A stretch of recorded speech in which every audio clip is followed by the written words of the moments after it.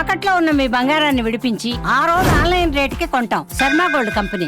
Thailand రాజధాని Bangkok లో భారీ భూకంపం సంభవించింది. స్థానిక కాలమానం ప్రకారం మధ్యాహ్నం 1:25 సమయంలో వచ్చిన ఈ భూకంపం రిక్టర్ స్కేలుపై 4.5 నుంచి 5.0 తీవ్రతతో నమోదైనట్లు సమాచారం.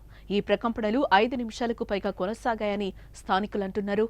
ఈ ఘటనతో బ్యాంకాక్ నగరంలోని ప్రజలు భయాందోళన చెందారు. ఇల్లు, కార్యాలయాల నుంచి బయటకు పరుగులు తీసి వీధుల్లో గుమిగూడారు. అయితే ఈ భూకంపం వల్ల భారీగా ఆస్తి నష్టం జరిగినట్లుగా తెలుస్తోంది.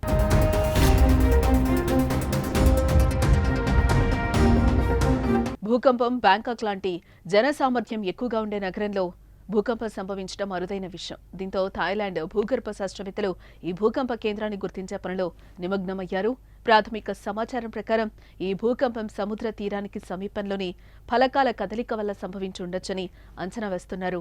థాయిలాండ్ ప్రభుత్వం వెంటనే అప్రమత్తమై ప్రజలను సురక్షిత ప్రాంతాలకు తరలించే ఏర్పాట్లు చేసింది.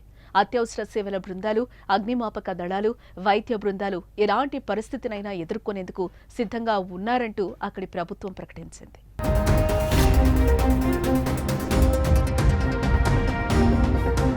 మరోపక్క మయన్మార్లో కూడా భారీగా భూకంపం సంభవించింది. ఒక్కసారిగా భూమి కుదుపులకు గురవ్వడంతో ప్రజలు భయంతో ఇళ్ల నుంచి పరుగులు తీశారు. రిక్టర్ స్కేలుపై 7.3 తీవ్రత నమోదైంది. భారీ భూకంప ప్రకంపనలకు కొన్ని బిల్డింగ్స్ ఊగిపోయాయి. బహుళ అంతస్తు బిల్డింగ్ నేలమట్టమయ్యింది. దీంతో చుట్టుపక్కల జనం భయంతో రోడ్ల మీదకి పరుగులు తీశారు. మరోపక్క భూకంప ప్రభావంతో భారీ భవనాలు కుప్పకూలిన దృశ్యాలు సోషల్ మీడియాలో వైరల్గా మారాయి.